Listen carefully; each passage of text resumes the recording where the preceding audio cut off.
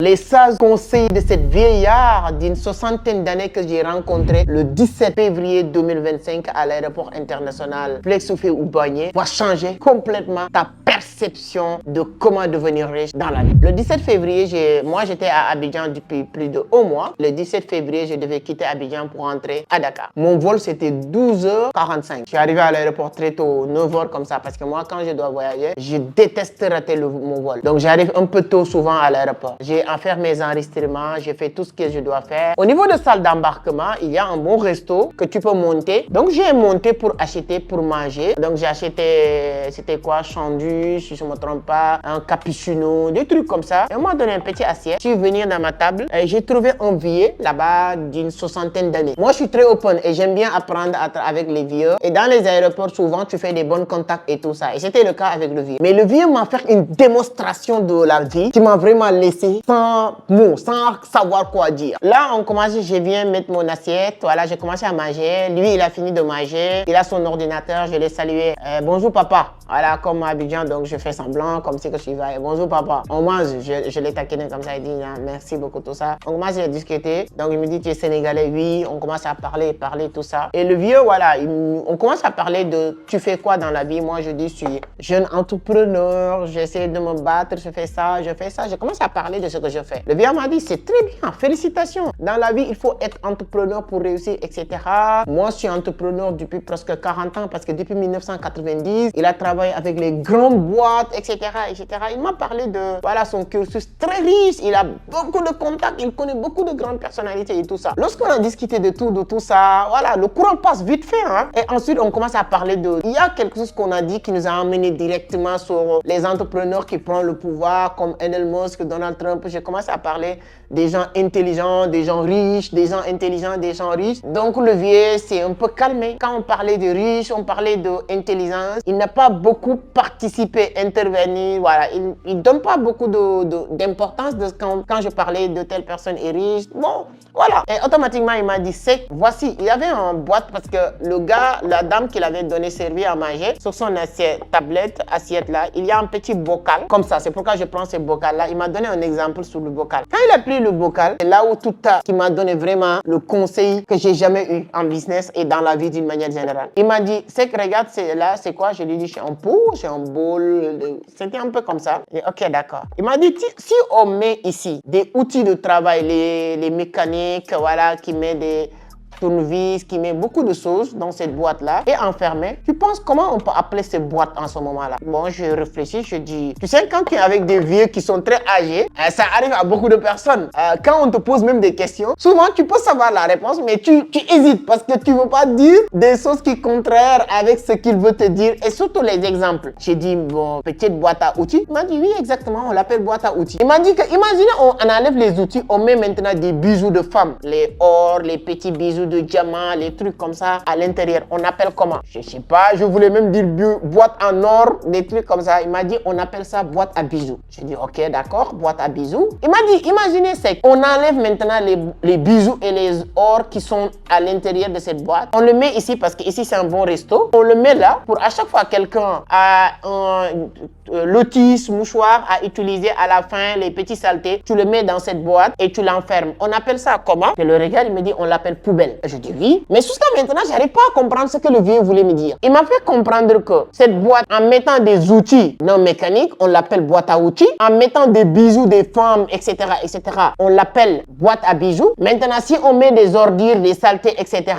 on l'appelle poubelle. Il me dit que voici comment l'appellation change selon ce qu'on met dans cette boîte. Je dis oui, c'est vrai, c'est très intelligent, mais j'arrive pas à comprendre d'où il va, c'est-à-dire que là où il veut aller avec ses explications. Là, c'est très clair. Une seule boîte, on l'appelle tout de suite boîte à outils. Ensuite, on l'appelle boîte à bijoux. On l'appelle encore poubelle parce que la seule chose qui change, c'est pas cette boîte, mais ce qu'on met dans cette boîte. Je dis ok, d'accord, je le regarde. Il a compris que je n'ai pas bien saisi. Il m'a dit que voici la représentation de ta tête. Je dis représentation de ma tête, il me dit oui. Il m'a dit que, parce que le fait que je l'ai dit, telle personne est riche, telle personne est intelligente, je ne sais pas, est-ce que ça lui a dérangé?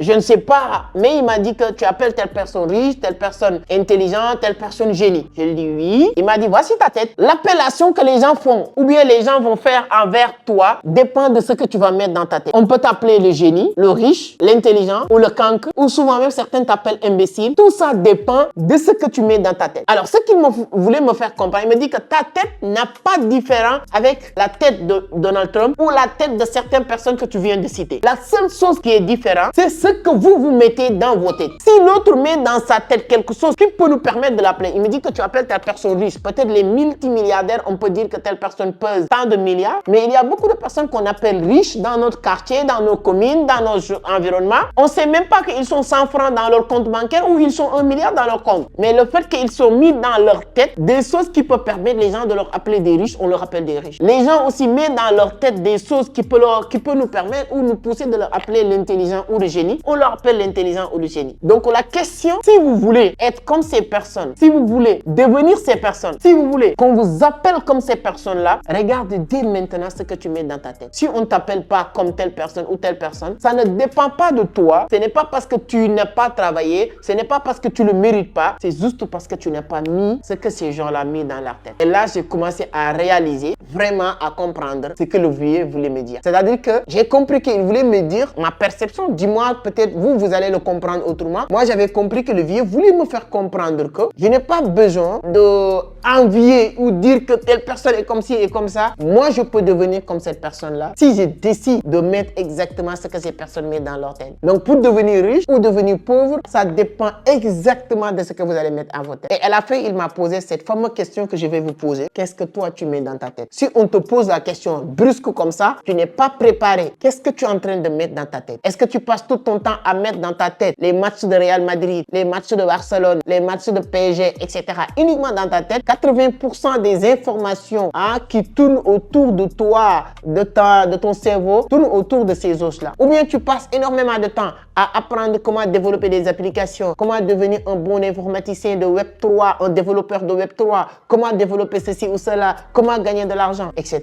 Est-ce que tu fais partie des personnes qui passent tout leur temps à lire des bouquins intéressants, des livres qui peuvent leur permettre de devenir encore beaucoup plus intelligent, de devenir un génie, etc., etc. Donc, il y a tant de choses qu'on peut mettre dans notre tête. Une chose est sûre, il n'y a personne qui peut dire moi je vais m'abstenir, je vais rien mettre dans ma tête. Obligatoirement, tu vas mettre quelque chose dans ta tête parce que ça dépend de ton environnement, ça dépend de ton centre d'intérêt, ça dépend de beaucoup de choses. Maintenant, ce que tu décides maintenant de mettre dans ta tête, c'est exactement ce que tu vas produire parce que c'est ta tête est devenir un son sur laquelle tu dois planter des graines pour qu'il produise. Qu'est-ce que vous allez planter? Quelles sont les graines que tu vas implanter dans votre cerveau pour que ça produise quelque chose? Donc, je vais envoyer la vidéo à mon oncle, c'est tonton parce qu'on a changé de numéro WhatsApp et tout ça. Il va comprendre et peut-être lui, il va revenir sur les commentaires, peut-être pour dire voilà, c'est que c'était moi. Je vais pas citer son nom. Voilà, moi, c'est ça que je voulais vous faire comprendre. C'est ça que je voulais vous faire comprendre. Mais j'ai appris beaucoup de choses, son partage d'expérience. On a discuté de beaucoup de choses, beaucoup de sujets qui m'ont fait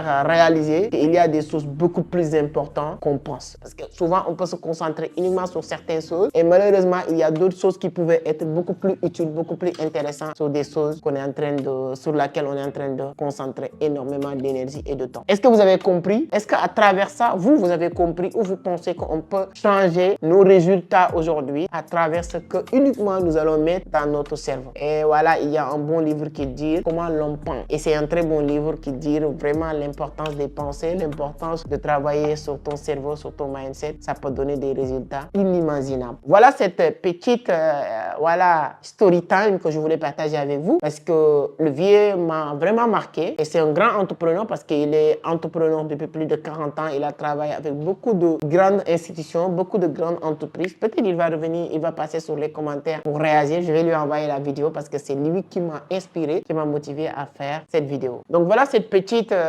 expérience, petite leçon que j'ai tirée avec un vieux très sage que je voulais partager avec vous. Donnez votre point de vue sur les commentaires. Ce serait très intéressant qu'on puisse apprendre entre nous. Voilà, vous me dites, moi, je pense ça, je pense ça, je pense à ça. Et à partir de là, on pourrait voir qu'est-ce que ça va donner à la fin. Et ça nous permet toujours de tirer des leçons différentes par rapport à sa démonstration de cette vieux. C'est un vieux, comme je l'ai dit, d'une 60aine d'années.